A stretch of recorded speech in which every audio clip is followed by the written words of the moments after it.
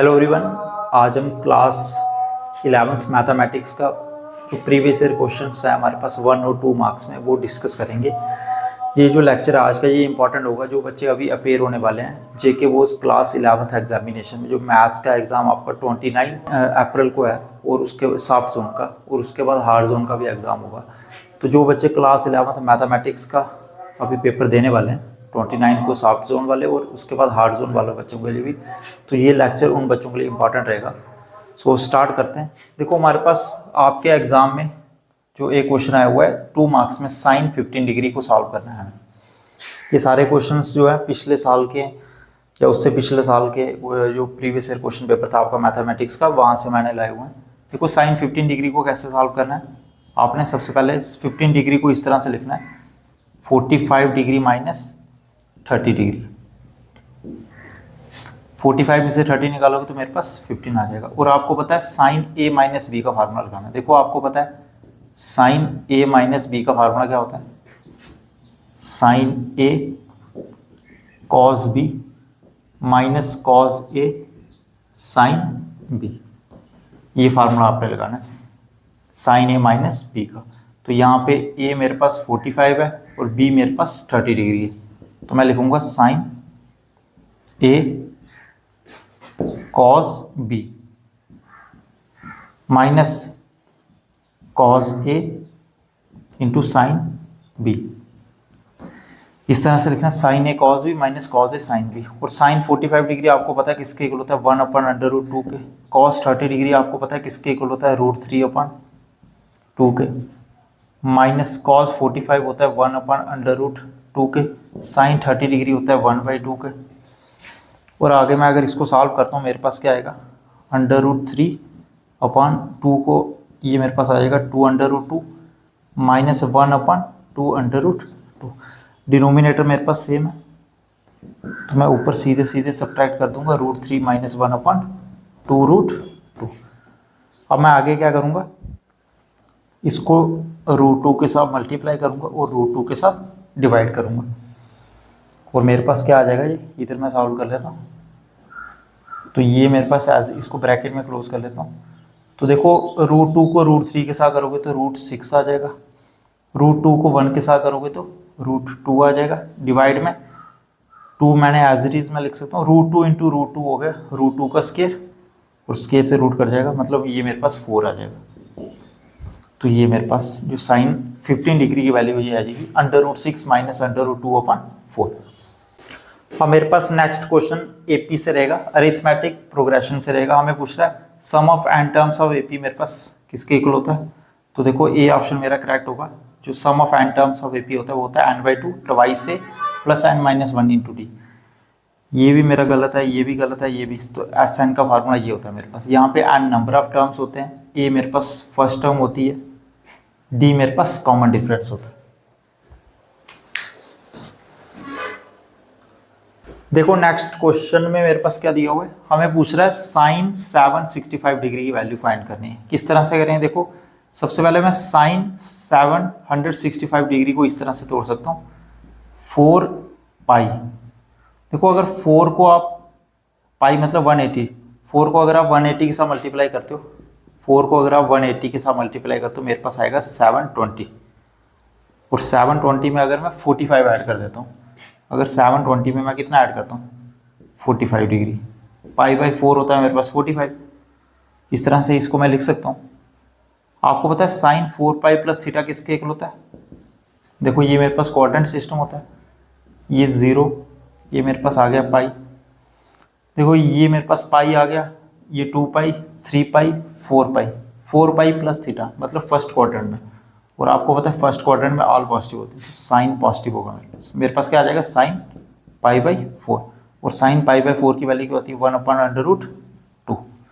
तो ये मेरे पास जो साइन 765 डिग्री की वैल्यू क्या आ जाएगी 1/√2। तो देखो मेरे पास एपी से प्रॉब्लम दी हुई है, हमें दिया हुआ है nth टर्म किसके इक्वल है ट्वाइस n माइनस 3/5 के।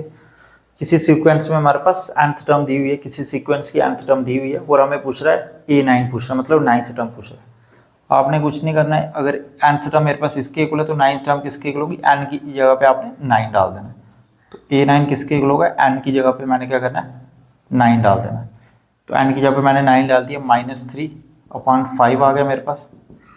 वो 2 × 9 18 -3/5 आ गया। इसको मैं अगर सॉल्व करूँगा 15/5 विच इज इक्वल टू 3, तो मेरे पास 3 आंसर आ गया। जो 9th टर्म होगी मेरे पास क्या हुई 3। देखो नेक्स्ट क्वेश्चन में मेरे पास क्या पूछ रहा है, imaginary part of minus iota. Minus iota का इमेजिनरी पार्ट पूछ रहा है। देखो माइनस आयोटा को मैं इस तरह से लिख सकता हूँ। देखो कम्प्लेक्स नंबर को z से डिनोट करते हो, z को मैं क्या लिख सकता हूँ 0 माइनस आयोटा। माइनस आयोटा को मैं 0 माइनस आयोटा लिख सकता हूँ। और ये मेरे पास क्या होता है, आपको पता है, ये मेरे पास जो रियल पार्ट होता है किसी भी कम्प्लेक्स नंबर का, वो रियल पार्ट के साथ आयोटा के साथ कुछ नहीं तो 1 होगा। और ये -1 मेरे पास क्या होगा इमेजिनरी पार्ट। इमेजिनरी पार्ट होगा मेरे पास। तो माइनस आयोटा का इमेजिनरी पार्ट क्या होगा -1। अब मेरे पास नेक्स्ट क्वेश्चन जो है वो प्रोबेबिलिटी से रहेगा। हमें दिया हुआ है किसी इवेंट की प्रोबेबिलिटी हमें 2/5 दी है। प्रोबेबिलिटी ऑफ इवेंट ए हमें दी है 2/5, तो हमें निकालना है प्रोबेबिलिटी ऑफ नॉट ए की। तो देखो आपको पता है किसी इवेंट के होने की प्रोबेबिलिटी प्लस किसी इवेंट के नहीं होने की प्रोबेबिलिटी किसके इक्वल होती है 1 के। Probability of A plus probability of not A equals to 1। तो यहाँ से प्रोबेबिलिटी ऑफ नॉट ए किसके इक्वल हो गया 1 माइनस प्रोबेबिलिटी ऑफ ए के। तो यहाँ से मेरे पास प्रोबेबिलिटी ऑफ ए किसके इक्वल दिया 2/5 के। इसको अगर मैं सिंप्लीफाई करता हूँ तो मेरे पास क्या आता है 5 minus 2/5 which is equals to 3/5। तो प्रोबेबिलिटी ऑफ मेरे पास नॉट ए की क्या आ गई 3/5। अब मेरे पास जो नेक्स्ट क्वेश्चन है रिलेशन एंड फंक्शन से रहेगा। ये क्वेश्चन काफ़ी बार एग्जाम में पूछा जाता है, डोमेन और रेंज वाला। 2 मार्क्स में पूछा गया। हमें पूछ रहा है एक फंक्शन दिया हो हमें F of X which is equal to √9 - x के। इसकी हमें डोमेन निकालनी है। तो डोमेन किस तरह से निकालेंगे, देखो सबसे पहले मैं क्या करूँगा, देखो हमें फंक्शन ये दिया हुआ है F of X equal to √9 - x के। आपको पता है रूट के अंदर जो मेरे पास 9 - x के है ये हमेशा 0 से बड़ा होगा। रूट 0 से बड़ी होगी या 0 के इक्वल भी हो सकती है। तो इसको मैं इस तरह से लिख सकता हूँ। अब मुझे डोमेन निकालना है, मतलब x निकालना है। अब देखो ये 9 जो है यहाँ पे प्लस का है, राइट साइड में जाएगा तो माइनस का हो जाएगा। तो इसको मैं इस तरह से लिख सकता हूँ। अब मुझे क्या करना है, ये माइनस हटाना, तो मैं क्या करूँगा दोनों तरफ माइनस के साथ डिवाइड कर दूंगा। अगर मैं माइनस से डिवाइड कर रहा हूँ तो साइन चेंज हो जाएंगे। अगर ग्रेटर देन इक्वल्स टू का है तो लेस देन इक्वल्स टू का हो जाएगा। -9/-1 और माइनस से माइनस कट गया तो मेरे पास क्या आ गया x² less than equals to 9। और स्केयर है तो जो 9 का रूट होगा वो क्या होगा, 9 का रूट मेरे पास क्या होता है 3 होता है। और रूट के साथ प्लस माइनस आएगा। देखो x less than equals to +-3 का मतलब क्या है, इसको मैं इस तरह से लिख सकता हूँ कि x greater than equals to -3, x less than equals to 3। और देखो यहाँ पे मेरे पास x की वैल्यू -3 से बड़ी भी होनी चाहिए और साथ में इक्वल्स टू का भी साइन लगा हुआ है। यहाँ पे लेस देन का भी लगा है और इक्वल्स टू का भी लगा है। तो इसको मैं इस तरह से क्लोज्ड इंटरवल में लिखूंगा -3 और +3। मतलब जो x की वैल्यू वो -3 और +3 के इक्वल भी हो सकती है और इसके बीच में भी हो सकती है। होपफुली आपको यहाँ तक पता चल गया होगा। देखो अब आगे मुझे क्या करना है, इस लिमिट को इवेलुएट करना है। किस तरह से करेंगे, देखो मेरे पास क्या दिया, limit z tends to 1 z raise to 1/3 -1 upon z raise to 1/6 -1। तो किस तरह से करूँगा, देखो सबसे पहले आपने लेट करना है put z raise to 1/3 equals to x²। अगर आप z रेज़ टू 1/3 को x² के इक्वल करते हो तो यहाँ से मैं क्या कर सकता हूँ, देखो लिमिट z रेज़ टू 1/3 की जगह पे x² डाल सकता हूँ -1 एज इट इज़। और z रेज़ टू 1/6 की जगह पे क्या डाल सकता हूँ, देखो दोनों तरफ आप एक काम करो, दोनों तरफ पावर में आप क्या करो 1/2 से दोनों तरफ पावर में 1/2 ले लो। तो ये 3 × 2 6 आ गया मेरे पास। मतलब अगर मैं इसको सॉल्व करता हूँ तो मेरे पास क्या आएगा, ये मेरे पास z है तो z raise to power 1/6 equals to ये 2 से ये 2 कट गया, x के इक्वल आ गया। तो अब मैं अगर इसको हटा दूं तो देखो मैंने क्या किया, और लेट क्या किया था आपने, z रेज़ टू पावर 1/3 को x स्क्वायर के इक्वल ये आपने पुट किया था। तो x स्क्वायर मेरे पास इसके इक्वल आ गया और x मेरे पास इसके इक्वल आ गया। बस वैल्यू पुट करते हो। देखो z रेज़ टू पावर 1/6 किसके इक्वल है, x के, तो x माइनस 1 आ गया। और लिमिट पहले z में थी, अब मेरे पास किस में आ जाएगी, x में आ जाएगी। यहाँ तक आपको करना आ गया। और आपको पता है जो मेरे पास लिमिट, देखो ध्यान से, limit x tends to a, x raise to power n minus a raise to power n upon x minus a किसके इक्वल होती है, n a n माइनस 1 के। Limit x tends to a, x raise to power n minus a raise to power n upon x minus a किसके equal होती है, n a n minus 1 के। तो यहाँ पे आप देख रहे हो मेरे पास, यहाँ पे मैं स्केल लगा देता हूँ, यहाँ पे पावर में कुछ नहीं है तो 1 लगा लो। यहाँ पे पावर में तो ऐसे रखना है, इसको पावर में लगाने की जरूरत नहीं है, ऊपर लगा लो आप 1 के साथ स्केल लगा लो। देखो यहाँ पे x है, x माइनस a, तो ये मेरे पास a 1 है और n मेरे पास 2 है, x माइनस a मेरे पास 1 है। तो इसको मैं लिख सकता हूँ n मेरे पास 2 है और a मेरे पास 1 है, n माइनस 1। और इसको अगर मैं सॉल्व करूँ तो मेरे पास 2 है। तो जो limit z tends to 1, z raise to power 1/3 minus 1 upon z raise to power 1/6 minus 1 किसके इक्वल आ गया, 2 के इक्वल आ गया। देखो नेक्स्ट क्वेश्चन मेरा अगेन लिमिट्स एंड डेरिवेटिव से रहेगा।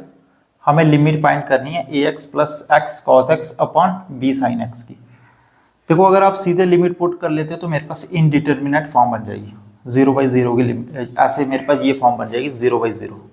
अगर आप सीधे x, वो इनडिटर्मिनेट फॉर्म होती है। तो उसके लिए सबसे पहले मैं क्या लिखूँ, limit x tends to 0 as it is रहेगा। यहाँ पे भी x है, यहाँ पे भी x है, तो मैं x कॉमन ले लूँगा। मेरे पास क्या रहेगा रिमेनिंग में, a plus cause x divide में मेरे पास क्या आ गया, b साइन x। ये मैंने एज इट इज रख दिया। होपफुली आपको यहाँ तक पता चल गया होगा। फिर मैं कह रहा हूँ ये मेरे पास x यहाँ पे दिख रहा है, इसको मैं साइन x के नीचे लिखूँगा। तो ये इस x को मैं इस तरह से लिख सकता हूँ, ये मेरे पास a plus cos X as it is रहा, b साइन एक्स मैंने एज इट इज लिखा, और ये जो x था मैंने यहाँ पे लिख लिया। इसको ऊपर ले जाओगे तो यहाँ पे आ जाएगा, नीचे लाओगे तो यहाँ पे आ जाएगा। इस तरह से आपने करना है। अब मैं क्या करूँगा, डिनोमिनेटर की लिमिट अलग लिखूँगा।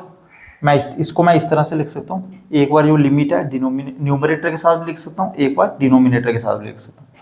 तो इसको मैं इस तरह से लिख सकता हूँ, limit x tends to 0 a plus cos x divide में limit x tends to 0 b sine x upon x. b अगर मैं बाहर ले लूँ तो मेरे पास क्या है, sign x upon x. Hopefully आपको यहाँ तक पता चल गया होगा।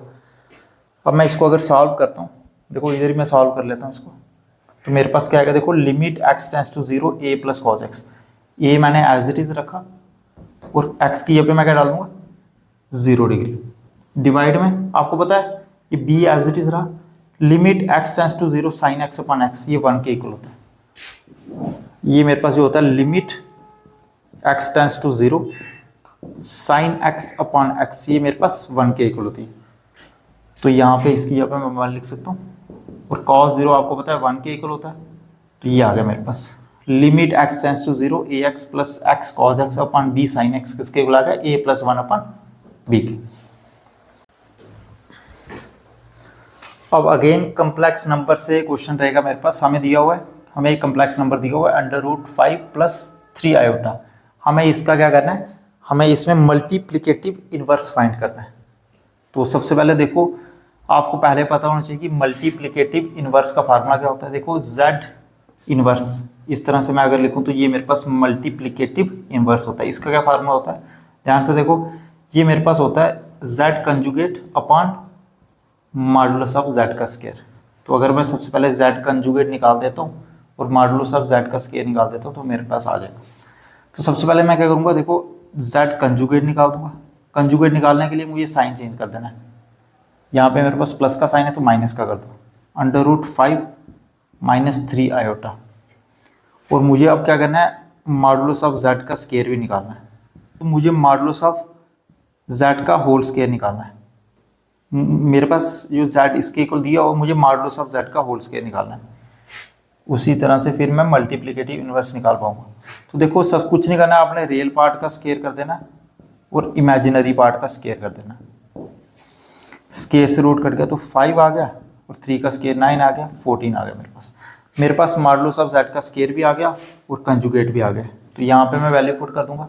कंजुगेट मेरे पास किसके इक्वल आया, √5 - 3 आयोटा, √5 - 3 आयोटा, और मॉडुलस ऑफ z का स्क्वायर आया 14 के इक्वल। इसको मैं इस तरह से लिख सकता हूँ, √5/14 - 3/14 आयोटा। ये आ गया मेरे पास z कंजुगेट जो है, ये z conjugate upon modulus of z square को सॉल्व किया, मेरे पास ये आ गया। मतलब ये मेरे पास मल्टीप्लिकेटिव इन्वर्स आ गया। अब मेरा नेक्स्ट क्वेश्चन जो है वो लीनियर इनइक्वालिटी से रहेगा। मुझे क्या करना है, इस इनइक्वालिटी को सॉल्व करना है। तो किस तरह से करूँ, देखो सबसे पहले इस 5 को हटा देते हैं, 5x को हटा देते हैं, या एक काम करो आप इस 7 को हटा दो यहाँ से। देखो अगर मुझे 7 को हटाना है तो मैं क्या करूँगा, दोनों तरफ 7 ऐड कर दो, इस इक्वेशन में भी 7 ऐड कर दो, लेफ्ट हैंड साइड में भी 7 ऐड कर दो और राइट हैंड साइड में भी 7 ऐड कर दो। उसके बाद ये मेरे पास 7 से 7 कट गया, ग्रेटर देन आ गया, ये 5x आ गया, 7 में से 1 निकालोगे तो मेरे पास आ गया 6। अब मैं आगे क्या करूँगा, यहाँ पे देखो 3x है, यहाँ पे 5x है, मुझे एक साइड x को रखना है। तो मैं क्या करूँगा, इस 5x को हटाने के लिए क्या करूँगा, दोनों तरफ 5x सब्ट्रैक्ट कर दो। मैंने क्या किया, दोनों तरफ 5x को सब्ट्रैक्ट कर दिया। 5x में से 3x निकालोगे तो 2x आ जाएगा, 5x से 5x कट गया तो ये मेरे पास 6 आ गया। अब मैं क्या करूँगा, यहाँ से मुझे माइनस भी हटाना और ये 2 भी हटाना। तो अब मैं क्या कर सकता हूँ, देखो इस इक्वेशन में मैं क्या कर सकता हूँ, -2 के साथ डिवाइड कर दूँगा। अगर -2 के साथ डिवाइड करोगे तो साइन चेंज कर देना, अगर ग्रेटर देन का तो लेस देन का आ जाएगा। और अगर मैं इसको सॉल्व करता हूँ तो मेरे पास क्या आएगा, x लेस देन -3, x की वैल्यू -3 से छोटी होनी चाहिए, मतलब -∞ से -3। इसको मैं इस तरह से ओपन इंटरवल में लिख सकता हूँ, -∞, -3,